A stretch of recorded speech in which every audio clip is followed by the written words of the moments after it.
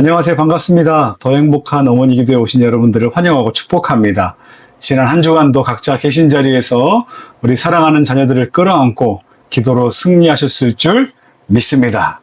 그렇게 하셨을 줄 믿고 감사하며 오늘도 다음 강의를 이어가도록 하겠습니다. 현재 이제 저와 여러분들이 함께 살펴보고 있는 시리즈 강의의 텍스트북은요, 조엘 비키 목사님의 하나님의 약속을 따르는 자녀 양육입니다. 제가 책 그림 한번 다시 띄워드리겠습니다. 지난주에 강의를 못 들으신 분들을 위해서 간단하게 복습을 한번 해볼게요. 지난 시간에 우리는 부모로서 완벽해지려는 기대감과 우리의 한계에 대해서 함께 이야기를 나눴습니다. 그리고 핵심 키워드가 뭐였습니까? 완벽한 부모는 없다입니다. 한번 같이 따라할까요? 완벽한 부모는 없다. 완벽한 부모는 없다. 기억하시죠? 우리는 완벽한 부모는 없다라는 사실을 먼저 인정하고 우리의 부족함을 채워주시는 누구? 신실하신 하나님을 의지하는 것이 자녀 양육에 있어서 가장 큰 첫 번째 계명이라는 것을 살펴봤습니다. 그리고 오늘 강의에서는요, 그런 하나님께서 우리에게 언약을 주셨는데 그 언약을 통해서 우리에게 주는 위로와 용기, 그러니까 부모로서 우리에게 주시는 위로와 용기는 무엇인가에 대해서 살펴보면서 은혜를 나누고 또 함께 기도하기를 소망합니다. 준비되셨죠? 그럼 오늘 강의 한번 시작해 보도록 하겠습니다. 책의 저자인 조엘 비키 목사님이 1장을 이런 질문으로 시작합니다. 제가 한번 읽어드릴게요. 우리는 자신과 가족들이 하나님의 언약 안에 있다는 것을 알고 있으면서도 자녀들을 바라보며 과연 저들에게도 하나님의 약속이 이루어질 수 있을까? 라며 한숨을 내쉴 때가 많다. 라는 말로 시작을 합니다. 그러면서 창세기 15장 본문 말씀에 나오는 아브라함 이야기를 하시는데요. 여러분, 아브라함은요, 17장에서 이름이 아브라함으로 바뀌게 됩니다. 계명이 돼요. 그런데 그 계명, 그러니까 이름이 바뀌는 그 전한 과정 전과 후 사이에 있는 말씀이 바로 창세기 15장, 16장, 그리고 그곳에서 어떤 일이 일어납니까? 아브라함에게 주시는 하나님의 언약이 발생합니다. 창세기 15장에서 아브라함은 두려움 가운데 있었습니다. 그 두려움의 가장 큰 핵심은 무엇인가 하면 바로 상속할 자손이 없었다라는 거예요.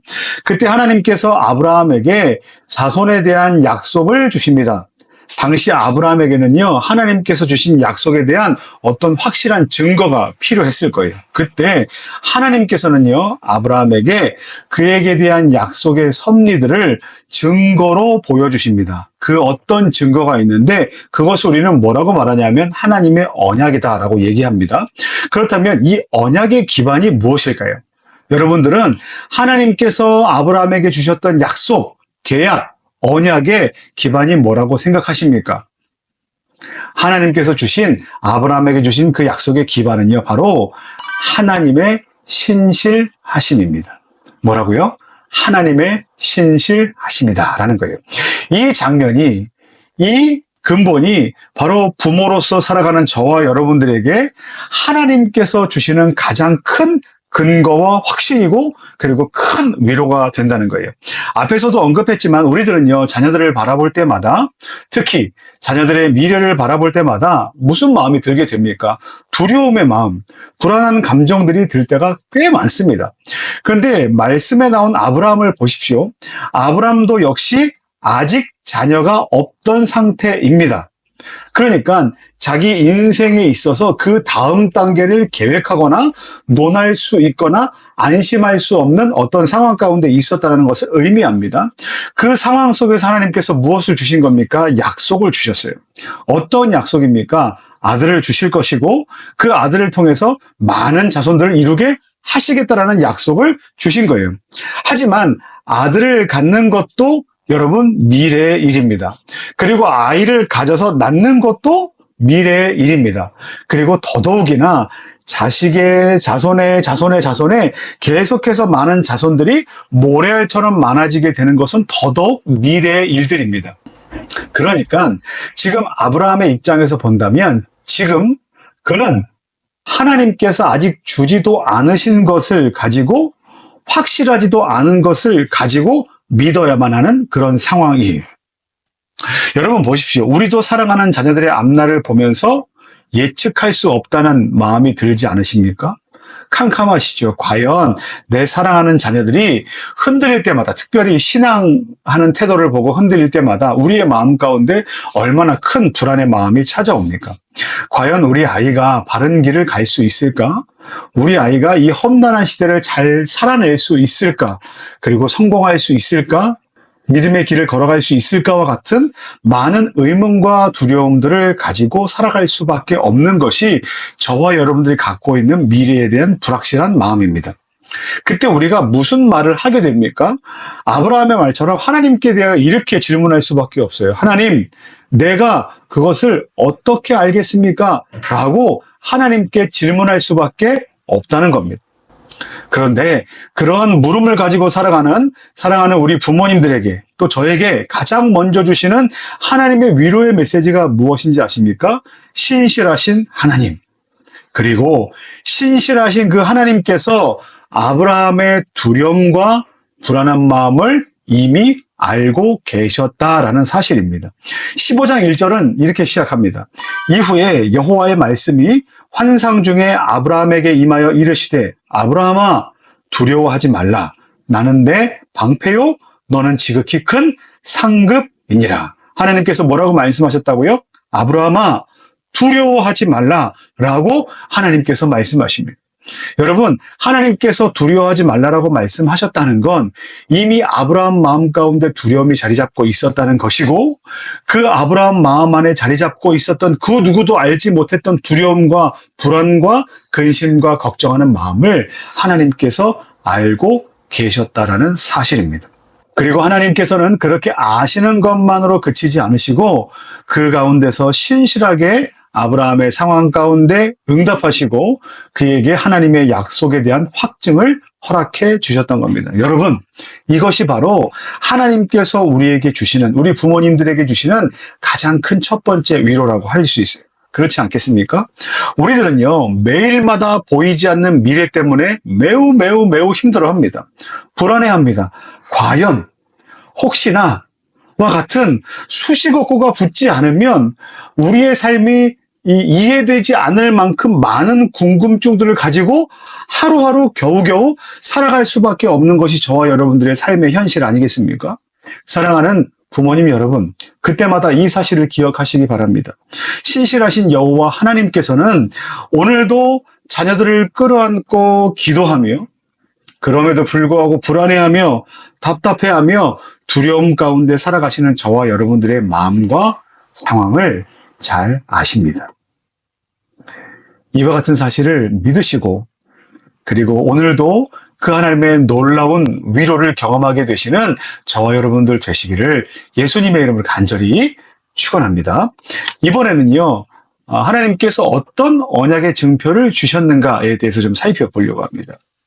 아브라함이 물었죠. 하나님, 내가 무엇으로 알리까? 라고 하나님께 물었습니다. 그때 보여주신 것이 하나님의 언약의 증표입니다.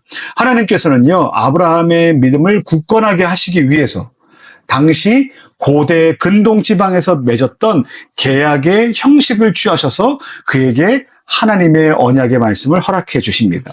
그 계약 방식이 무엇입니까? 먼저 동물을 잡고요. 동물을 반으로 가릅니다. 그리고 갈라놓은 그 사이에 길을 내서 그 사이를 누가 지나갑니까? 언약의 당사자 둘이 서로 지나갑니다. 함께 걷죠.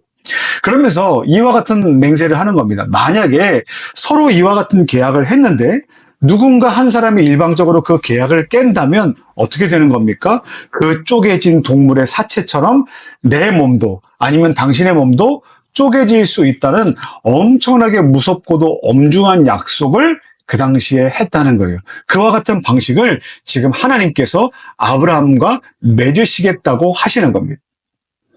이와 같은 하나님의 말씀을 듣고요, 아브라함은 어떻게 합니까? 곧장 가서 동물들을 잡아 반으로 갈라 쪼갠 뒤 이제는 계약의 당사자인 자기 자신과 하나님만 거기에 나타나서 걷게 되면, 하나님만 오셔서 걷게 되시면 이제는 계약이 성사되는 그와 같은 일을 준비하는 데까지 이르렀습니다. 그런데 누가 오시지 않습니까? 하나님께서 오시지 않는 거예요. 그리고 오셔야만 하는 하나님께서는 오시지 않고 지금 그 죽은 고기를 먹기 위해 달려드는 솔개들만 지금 그 위를 계속해서 맴돌고 있는 겁니다. 그리고 아브라함은요, 11절처럼 하나님을 기다리고 있었지만 하나님은 오시지 않고 열심히 사체들에게 달려드는 솔개들만 연신 내쫓고 있는 일을 해야만 합니다. 그렇게 오랜 기다림의 시간이 지나갑니다. 그리고 연신 쫓아내는 행위로, 그리고 오랜 기다림으로 인해 결국 아브라함은 어떻게 됩니까? 12절 말씀처럼 지쳐 잠에 골아 떨어지게 됩니다. 그런데 여기서 말하는 것은 지쳐 잠에 떨어지게 된다라는 것이 자기가 무엇인가를 해서 벅차게 된다는 의미도 있지만, 이것을 가지고 조엘 베키 목사님은 하나님께서 주신 특별한 기회다라고 말씀하십니다. 그러니까 잠든 것이 그냥 그저 잠든 것이 아니라 하나님께서 그에게 주신 어떤 위대한 기회라고 말씀하세요. 이런 아브라함의 기다림의 시간, 그리고 골아떨어지도록 곤비한 것은 인생을 살아가는 신자의 모습입니다. 그리고 동시에 자녀들을 끌어안고 기도하고 양육하지만 날마다 낙심하고 두려움 가운데 있을 수밖에 없는 부모로 살아가는 저와 여러분들의 모습과도 같습니다. 자녀들을 낳은 신생아 때는 하루 중 언제와 같습니까? 새벽 시간과 같을 거예요. 그리고 자녀들이 어린아이 시절을 겪게 되면 그때는 마치 하루 중 아침 시간과 같을 겁니다. 그리고 청소년의 시기는요, 정오와 같을 것이고, 오후는 청년의 때와 같을 것이고, 저녁 그리고 밤으로 이르게 될수록 장년 이후의 삶이라고 우리는 비교할 수 있습니다. 그러니까 이른 새벽부터 밤 늦게까지 자녀들을 키우는 그 모든 일생 동안 부모는요, 단 한순간도 쉴 새 없이 마치 솔개를 내쫓듯이 하나님께서 오시기를 기다리며 곤비에서 떨어질 수밖에 없는 그런 상태? 그와 같은 모양이 바로 우리의 모양이 아닐까 싶은 거죠. 이런 시간이 지속될수록 어떻습니까? 하나님의 약속은 이루어지는 것이 맞는가라는 의심의 마음이 들고, 기도해도 소용없는 것 아닌가라는 생각도 우리의 마음에 자리 잡게 되고, 결국은 그렇게 자녀들을 끌어안고 하나님을 향하여 기도하는 것들을 점점 놓아지게 되고 포기하게 되는 지경까지 이르게 될 수 있다는 거예요. 그런데 보십시오.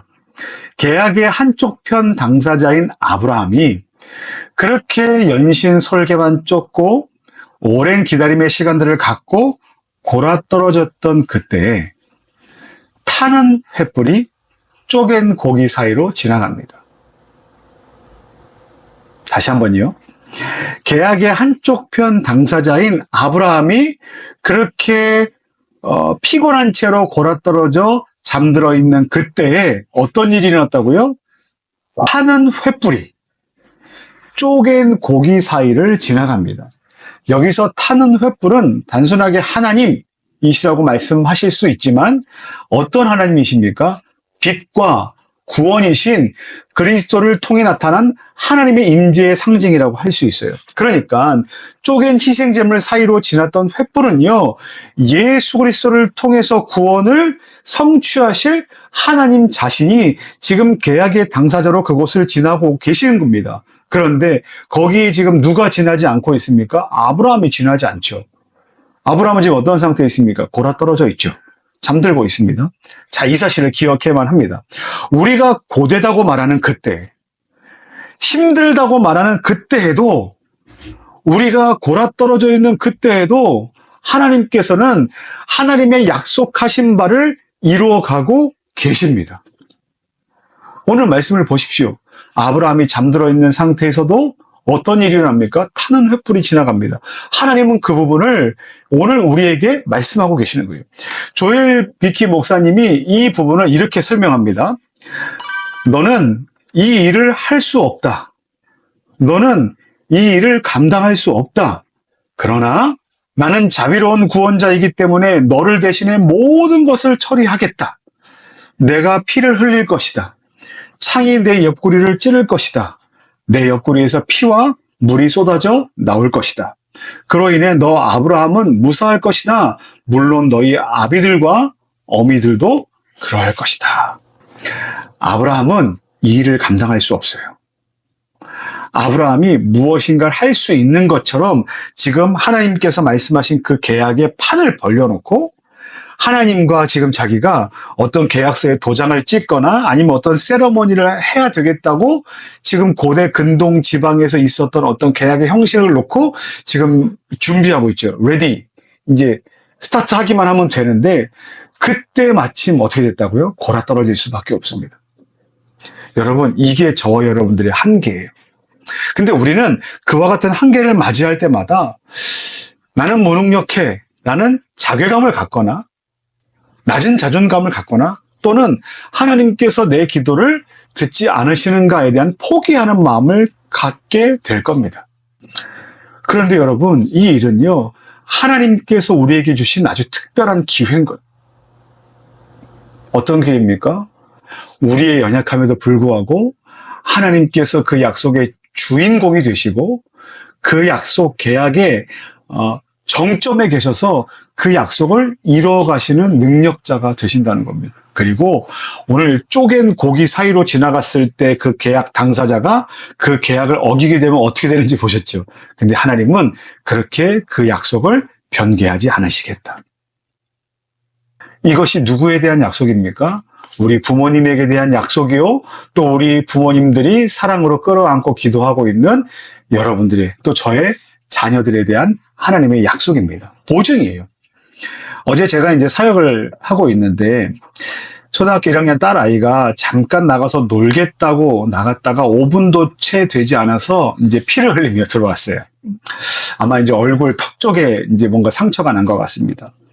그런데 딱 보니까 이제 봉합이 필요한 상황입니다. 이제 꼬매야 되는 거죠. 그런데 이제 1차 병원에 갔습니다. 그냥 뭐 소독약만 바를 수밖에 없죠. 2차 병원으로 가라고 말씀하시더라고요. 그래서 2차 병원에 갔습니다. 응급실로 들어갔어요. 그런데 꿰매줄 수 없답니다. 그리고 3차 대학병원에 갔습니다. 그런데 꿰매줄 의사 선생님이 없답니다. 다 합당한 이유는 있습니다. 어린 여자아이기 때문에 얼굴에 흉터가 남을 것 같아 정교하게 꿰맬 수 있는 선생님이 없으니 우리는 봉합수술을 할 수 없습니다. 또 어떤 곳에서는 지금 성형외과 담당 전공의가 병원에는 있지 않으니 우리는 꼬맬 수 없습니다. 수술할 수 없습니다. 라는 이야기를 할 수 있습니다. 하지만 그런 합리적인 것이 지금 자녀를 끌어안고 지금 어떻게 해야만 할까에 대해서 고민하는 부모의 마음에게는 들려오지 않습니다. 그러다 보니까 시간이 벌써 저녁 8시가, 7시가 다 됐나? 그랬을 거예요. 그런데도 꿰매지 못하고 집으로 돌아왔습니다.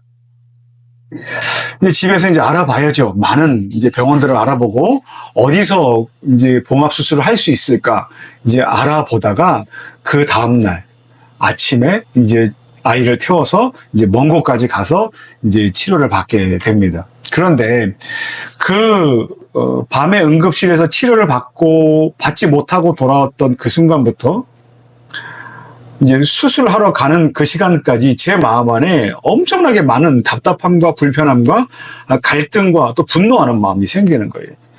사실 이와 같은 답답함을 뭐 이렇게 표출하거나 아니면 왜 이렇게 하십니까? 라고 말할 수 있는 대상은 없어요.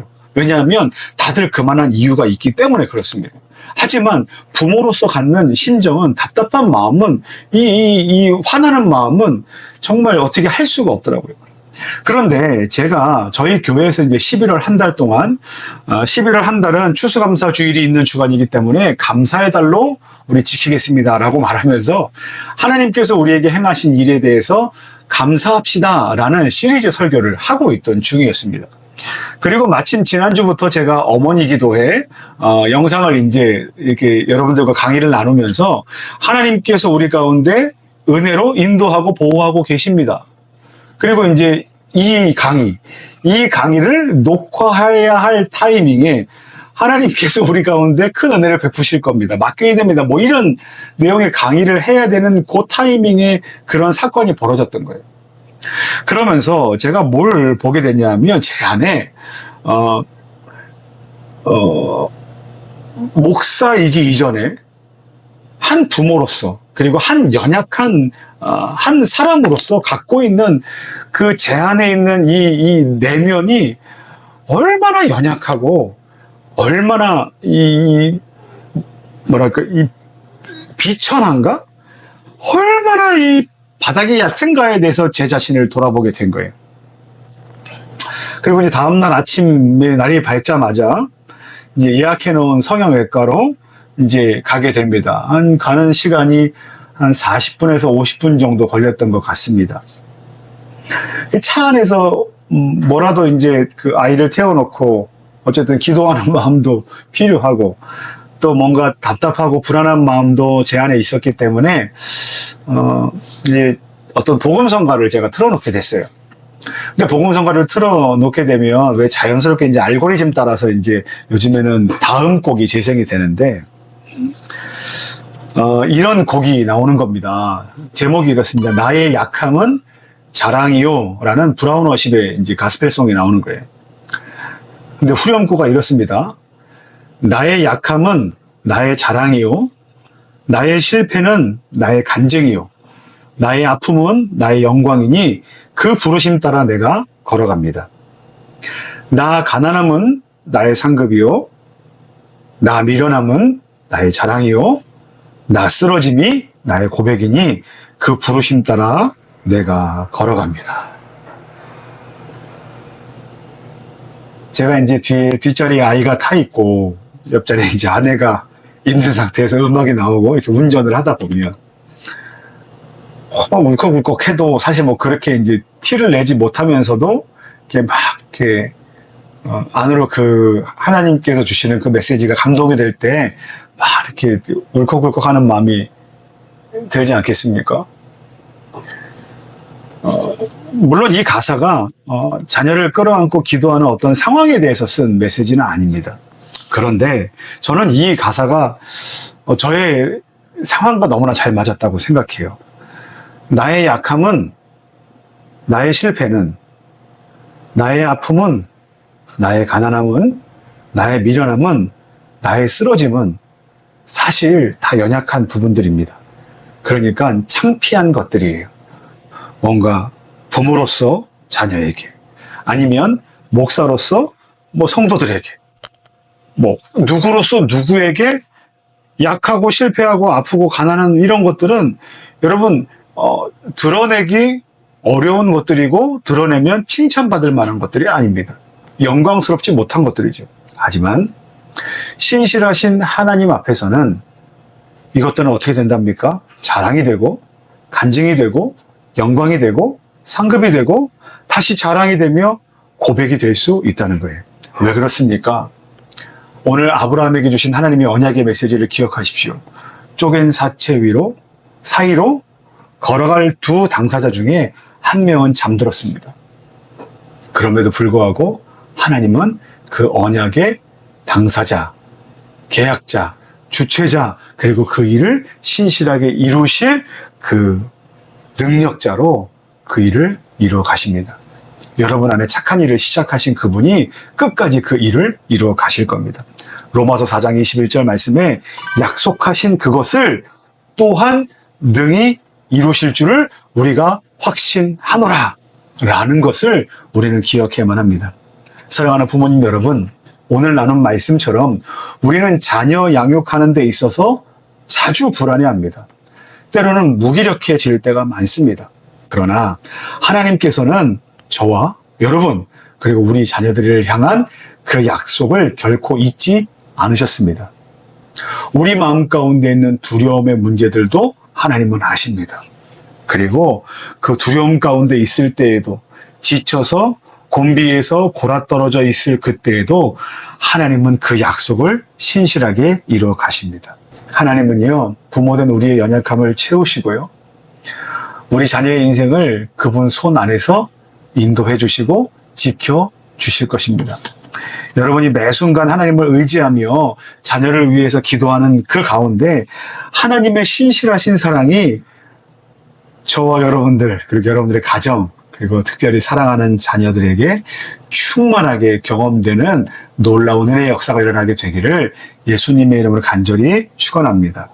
그리고 이제 이 확신과 평안을 가지시고 하나님의 약속의 말씀을 붙들고 매일매일을 두려움과 낙심과 또 절망과 어떤 그런 형편의 어려움에 우리의 마음을 빼앗기는 것이 아니라 오히려 기대와 소망과 그리고 평안과 능력과 확신 가운데 살아가는 저와 여러분들 되시기를 예수님의 이름으로 간절히 축원합니다. 기도하겠습니다. 하나님 아버지 고맙고 감사합니다. 하나님, 우리는 오늘도 연약하고 곤비하고 넘어지고 기나긴 기다림의 시간들을 살아가는 연약한 한 인간입니다. 그리고 부모로서도 하나님 많은 자격들을 갖추지 못하고 있는 그런 불안한 존재들입니다. 그래서 우리가 할 수 있는 것이 무엇이겠습니까? 하나님, 우리가 하나님 어떤 것을 위로로 삼고 어떤 것을 우리의 힘으로 삼아야 하겠습니까? 오늘 우리에게 주신 말씀처럼 하나님이 우리의 모든 상황과 마음과 형편을 아신다는 그와 같은 믿음을 가지고 오늘 우리가 위로를 얻어 나아갈 수 있도록 인도하여 주시옵소서. 특별히 우리는 비록 지쳐있고 능력 없고 때로는 심지어 잠들어 있지만 그럼에도 불구하고 영원토록 잠들지 않으시고 날마다 깨어 계셔서 우리를 눈동자와 같이 지켜 보호하여 주시는 하나님이 그 언약의 당사자가 되시고 그 언약을 신실하게 이행해 주시고 계시다는 사실을 믿고 하나님께서 끝내 그 일을 이루실 것이다라는 확신한 믿음을 가지고 나아가는 우리 부모님들 되실 수 있도록, 그리고 사랑하는 우리 자녀들 될 수 있도록 주께서 인도하여 주시옵소서. 감사합니다. 예수님의 이름으로 기도드립니다. 아멘. 우리 사랑하는 자녀들을 마음에 끌어안고 우리 다음과 같은 기도 제목을 가지고 함께 자유롭게 기도하시면 좋겠습니다. 첫 번째 기도 제목은 이것입니다. 자녀의 불확실한 미래 속에서 하나님의 보호와 인도하는 구하는 기도를 하나님께 올려드리면 좋겠습니다. 우리의 마음은요, 자녀의 미래를 생각할 때마다 걱정과 두려움으로 가득 찹니다. 하지만 그럼에도 불구하고 우리 사랑하는 자녀들이 주님의 보호와 인도하심 가운데 있을 수 있기를 위해서 우리 여러분들 기도해 주시기 바랍니다. 두 번째 기도 제목은 부모의 연약함을 하나님께 맡기며 주님이 대신 일하심을 신뢰하는 기도를 드리면 좋겠습니다. 하나님, 우리 연약함을 맡기고 주님께 우리 사랑하는 자녀들을 맡기는 연습을 할 수 있는 부모들 되도록 인도하여 주시옵소서. 세 번째 기도는요, 우리 사랑하는 자녀가 세상의 유혹을 이겨내게 하시고 신앙 안에서 자라나도록 하나님의 은혜를 구하며 기도하면 좋겠습니다. 그리고 네 번째 마지막 기도 제목은요, 자녀들에게 하나님의 언약이 반드시 이루어지기를 믿고 나아가며 기도하면 좋겠습니다. 특별히 우리 사랑하는 자녀들에게도 그와 같은 믿음이 전수되기를 위해서 함께 기도해 주십시오. 혹시나 성적으로 인해서 아니면 연애하는 것으로 인해서 아니면 취업 때문에 사람과의 관계 때문에 어떤 우울증 때문에 공황장애 때문에 우리 자녀들의 마음 안에 패배주의가 자리 잡고 있다면 하나님 그와 같은 것들이 하나님의 언약의 말씀을 믿는 믿음을 가지고 모두 다 해결될 수 있는 놀라운 역사가 일어나도록 인도해달라고 우리 간절한 마음으로 하나님의 은혜를 구하며 기도하며 나가도록 하겠습니다. 같이 기도하겠습니다.